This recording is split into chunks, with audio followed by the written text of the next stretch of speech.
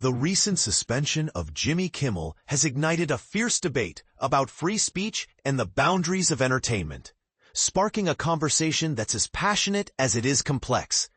But here's where it gets controversial. Michael Eisner, the former CEO of Disney, has stepped into the spotlight to defend Kimmel, challenging the network's decision and raising fundamental questions about leadership and courage in today's corporate climate.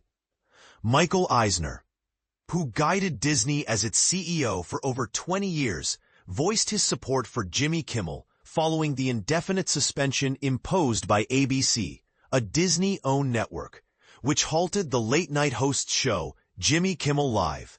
Eisner's statement, posted on the social media platform X, was blunt and pointed. Where has all the leadership gone? If not for university presidents, law firm managing partners, and corporate chief executives standing up against bullies, who then will step up for the First Amendment? His words underline a crucial concern about who is willing to defend fundamental freedoms in today's socially and politically charged environment. This controversy unfolded just days after ABC confirmed to CBS News that Kimmel's suspension was in response to comments he made about the tragic killing of conservative activist Charlie Kirk. ABC has yet to clarify if or when the show, which has been a fixture since 2003, will resume airing. In his monologue earlier that week, Kimmel insinuated that some allies of former President Trump were exploiting Kirk's assassination for political purposes, a viewpoint that sent shockwaves through political circles and media watchdogs alike. Brendan Carr, the chairman of the Federal Communications Commission, FCC, strongly criticized Kimmel's remarks, labeling them some of the sickest conduct possible, and suggested that the suspension was a justified course of action.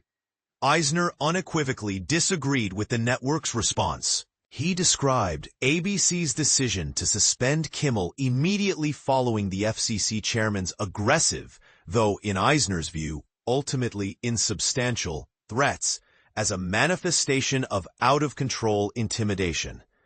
Eisner's comments reflect a broader unease about the pressure corporations face from regulatory bodies and public opinion alike.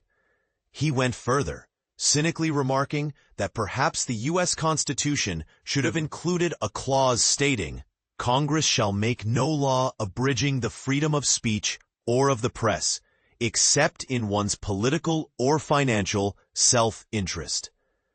To close, Eisner made it clear he holds Kimmel in high regard professionally, calling him a very talented and funny entertainer.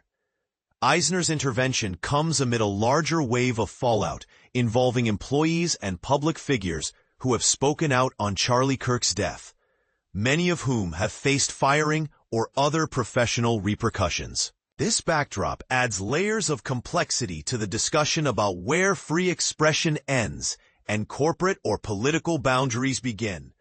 Notably, Disney did not immediately issue a statement in response to Eisner's remarks, leaving many to wonder how the company internally grapples with this dispute between protecting corporate interests and upholding free speech.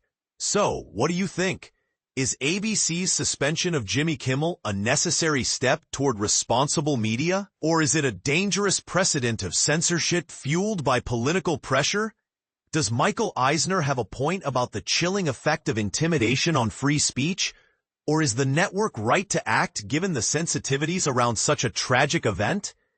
This debate touches on issues that affect not only media companies and entertainers, but also every individual's right to express opinions in a free society. Feel free to share your thoughts and join the conversation below.